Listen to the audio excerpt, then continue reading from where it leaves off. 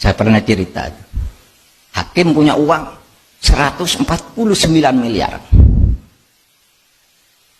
dari dana konsinyasi. Kan dulu dana konsinyasi dulu kan dilaporkan, masuk dia, tapi dia tidak berani masukkan ke daftar kekayaan, dititip ke temannya nih, Pak Agung titip nih uang ya, ini punya saya ya, tapi kamu buat rekeningnya agar saya tidak ketahuan.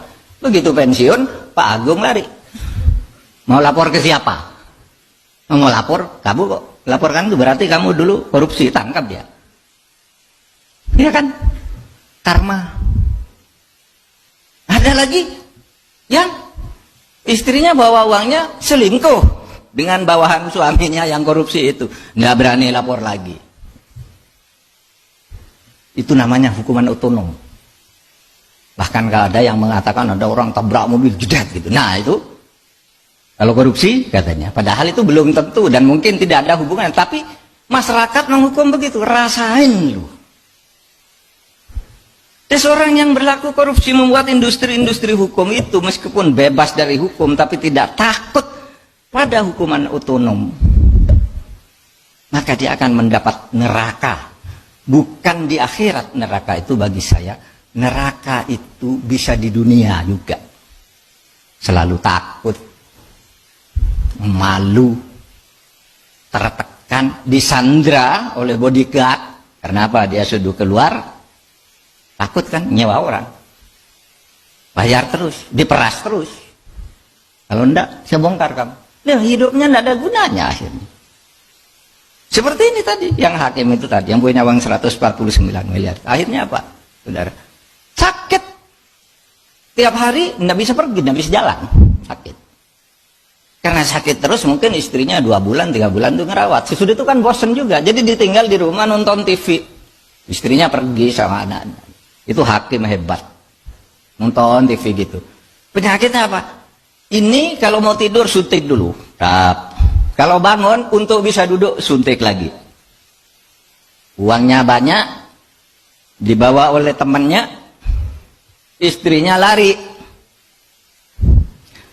Karma. Oleh sebab itu saudara, menghayati Pancasila itu jangan hanya takut pada hukumnya, takut juga pada sanksi-sanksi yang bersumber dari kearifan budaya bangsa kita itu. Bahwa kita orang beragama, kita orang tahu bahwa ada balasan terhadap orang yang bersalah. Itu saudara, sebab itu hati-hati, saudara. Saya ya bukan ingin apa ya, ketika saya hati-hati itu bukan sombong, bukan sok gitu. Saya betul-betul hati-hati kepada Pak Asesmen ketika datang. Dia bilang, Pak, saya tidak minta dicarikan uang. Itu kan sering tuh pejabat eselon 1 nyetor ke atasannya tuh, carikan dari anggaran sekian persen. Itu bukan rahasia deh, udah banyak masuk penjara. Saya bilang Pak Asesmen ketika pertama, Pak, saya menteri di sini, saya bisa cari uang sendiri. Jangan coba-coba ada pejabat menyediakan uang saya.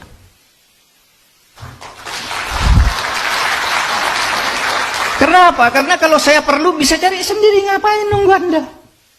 Dia bilang gitu. Sama, Pak, saya enggak apa namanya? Bilang ya di kantor tuh kalau ada keperluan pribadi tolong diganti. Mungkin malu minta sama saya titip uang, nih minta ke dia, apa saja.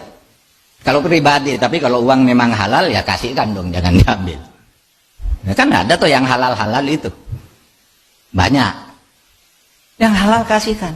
Tapi yang keperluan pribadi, saya juga enggak minta dispensasi. Coba nih, bayangin orang dari luar negeri bayar untuk tidak karantina. Nih, hari ini nih, anak saya dan cucu saya pulang dari Nederland 3 hari lalu. Saya suruh karantina, tidak usah nyebut bahwa kamu anak saya atau anak karantina. Kalau lebih mudah teknisnya saya suruh uruskan teknisnya saja. Tapi bayar. 10 hari juga, 10 hari.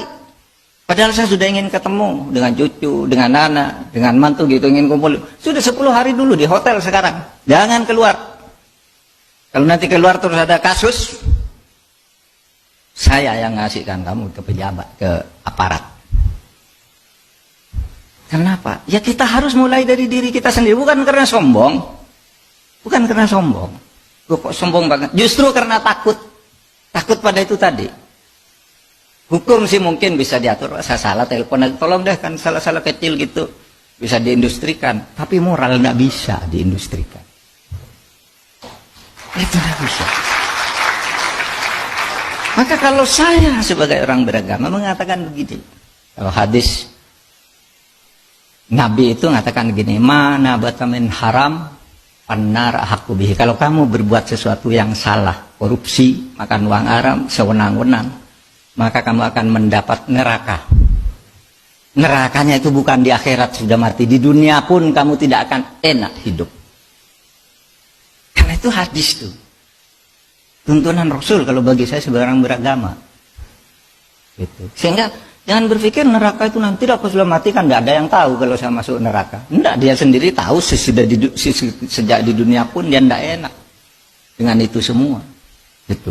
Nah, saudara sekalian, demikian yang saya bisa sampaikan kepada kita semua, bicara dari kesadaran kita untuk memberantas korupsi, bukan hanya dari sudut hukum. Hukum itu penting, semuanya harus tegakkan hukum, tapi juga dari sudut moral.